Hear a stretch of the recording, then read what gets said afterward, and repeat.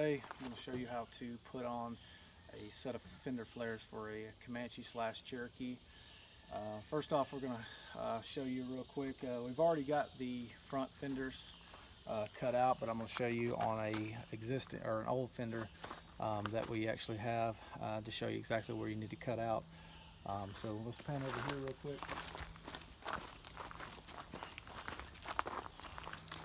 So typically your Cherokees / Comanches will have this type of fender flare on them. So if you look at the back side of these, you got to take these nuts off. Typically most of these will break off, so these have to come off first. Of course, you'll probably have an inner fender liner that'll have to come out, but these come off, and then the actual fender flare will then actually pull off of the fender. Once you get that the whole fender exposed, that's when you got to come back over to this portion of the fender. And what I've done is I've left about 3/4 of an inch of this this existing flare that's in the metal itself. And then typically what you do, you'll cut it off kind of almost flush with the grill itself, so when the fender flare comes down, it's actually even with all this. I shortened it up a little bit because the fender flares are just a tad bit longer, so they should come flush with this part of the grill. So, and if we'll pan back here to the back, once you get the rear ones off, now back here, even on the Cherokees, these are they've got kind of like a what they call like a an extra weld and slash an extra sheet metal. If you look real close, these are double paneled, and plus they actually have these stud welds that actually hold it together. What we're going to do for that to keep everything sturdy, because if you end up cutting all of this out, the metal will actually separate, and then you'll have to come back in, clamp it all, weld it all back up. But what we're going to do is we're going to show you how to keep from doing that. So what we'll do is we'll locate all the stud welds, and we want to cut on either side of those stud welds. We don't want to cut right down that stud weld, because that's going to be what's reinforcing these panels together on the bed, and on for the Cherokee, where you've got your rear doors, or if it's a 2-door or a 4-door. You don't want to cut those welds. You want to cut along the side of them. So what we'll do is we'll locate them all, make some marks, and then we'll take a ziz wheel, and where our marks are, that's where we'll cut up to this line right here. Look real close. You've got this body line, and it's going to be the same thing as what you've seen on the front fender. So basically we're going to cut to here and then tap all this metal in, so we'll have this still exposed, this portion of the I guess molded fender flare right here on this on the bed or whatever. So let's get it all marked, and we'll see you back inside. All right, so I want to kind of show you what we're kind of going for real quick. So, like I said, once you get everything cut out, you get it where you want it. So the biggest thing is that what we're looking for is, if you'll come over here, so these are cut out far enough to where we can line the top of this fender flare with the top of this body line right here. That's kind of what we're going for. And then over here, if you look where this notch is cut out, you want it to be able to fit right in here with the fender. So once we get everything else cut out and we get it aligned like we want it to, we'll come back in here with a marker and actually, or a pen, and we'll actually hit each one of these holes, and that will give us a reference to where we're going to actually put the screws and fasten it down. And then down here, especially on the front, it'll leave you enough lip right here. I like to throw some self-tapping screws in the bottom of this fender flare to keep it from, you can see how it kind of wants to bow out. So once you get that fit flush in there, that'll cinch that down, and then that'll keep it where it needs to be, because if not, it's gonna bow out and your tires are gonna catch it. So All right, so we've got everything marked out. I've already made a couple of cuts here. So if you'll come in close, if you'll look at this right here, so each one of these lines, so basically right here, here, in between the lines is basically a weld point.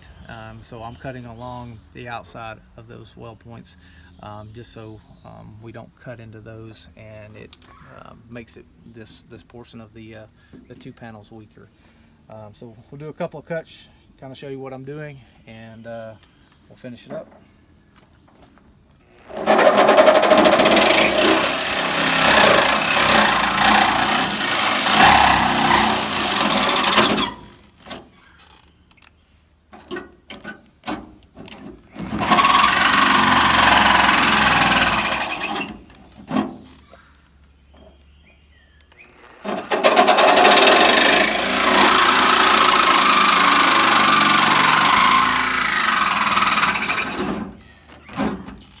So once we get all these cut along through here, we'll take our hammer, we'll start pushing these, basically these tabs right here, we'll start folding them in, and we'll fold it all the way around, and that should give us the clearance that we need to put this fender flare on.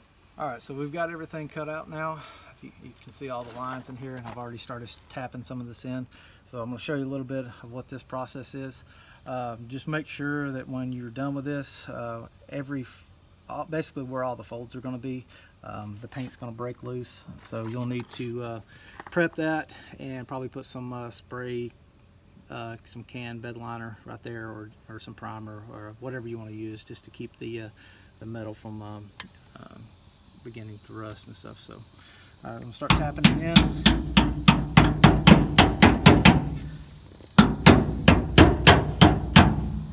Just fold it all the way around best you can. So, but like I said, you can see where it's starting to break loose right here. So you'll need to just prep that back again, and put something there so the rust doesn't get worse. And so as you fold all this in, it should give you the clearance you need. And once we get it all folded in, I'm not going to make you watch all that. We'll be back in just a second. All right, we've got it all tapped in. As you can see, should be able to give us our clearance. I'll show you real quick.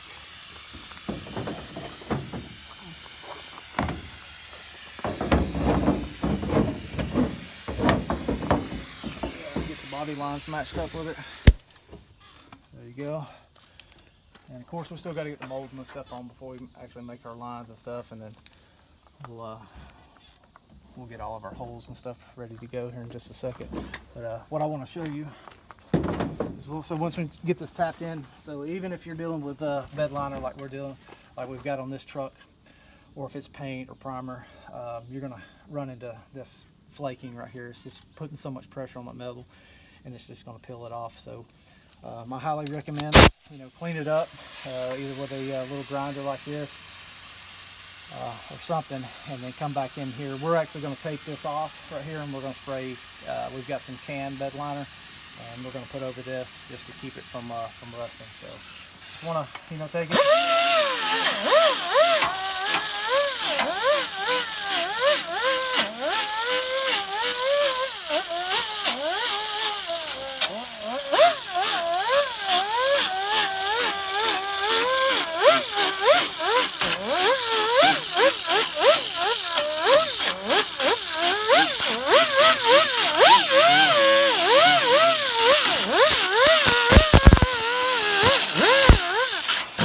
So what you're going to do is just go down through there and clean it up real good. You may have to come back in and tap in a couple more places to kind of even it up. But that's going to kind of help out just to, get it covered like you need to, so you don't have any more rust issues. All right, we've got it all cut out. We've got it cleaned up. I'm actually going to mask this off with some tape, and then put some paper up here. I'm going to spray some undercoating on this bare metal just to keep it from rusting, so we don't have any problems later on. But as you can see, everything's folded in. Once you get the fender flare on, they're actually wide enough it will cover every bit of this, which why I like doing this as well is that so when you get the fender flare on there and you've got this the flat piece that goes inside here, this gives you something to actually screw to in case you need to. Sometimes those fender flares are not the best molds, but this at least gives you something to screw to in case you need to put some self-tapping screws up along in the inside of the fender well. So, all right, let's get it taped up and get it painted. All right, what we're going to show you now is how to actually put the rubber seal or the molding on these fender flares. So I've already kind of got it started, and basically what I'm doing is this thing has got a groove set up in it. If you can look real close, it's got a groove set up in it. The wider piece will go to the outside of the fender. The smaller piece will go to the inside, basically where the red this red tape for the adhesive to stick to the plastic. So what I do normally is I'll go anywhere from 3 to 4 inches, maybe a little further. Make sure that it's seated on there real good, and then I'll pull this red piece of tape to actually let the adhesive stick to the plastic, and just push it down with my fingers. But what that does is keeps it from backing back up on you. But you can try to put it all the way on there. The problem that you usually run into is that once you go so far, this wants to start lifting back up here, or what you've already put down. So I just found it easier to do about 3 or 4 inches, peel the tape back, smush it down, and then do 3 or 4 more inches and just keep going that way. That seems to be the easiest way for me. Alright, so what we're going to do now is, since we got our moldings on, we're going to basically put the fenders up here and start marking all these holes to get ready to actually put the bolts through. So if you'll pan around over here, so you kind of see how these are lining up, and then kind of want to go up front. Your top of your fender flare is going to kind of meet the top of this body line right here in most cases, and then if you come around over here, there's actually a notch in this fender flare, and it meets the notch of this part of the fender and this body mold right here. So come over here as well. So if you see how this flare kind of sticks out in here, and you can push it in.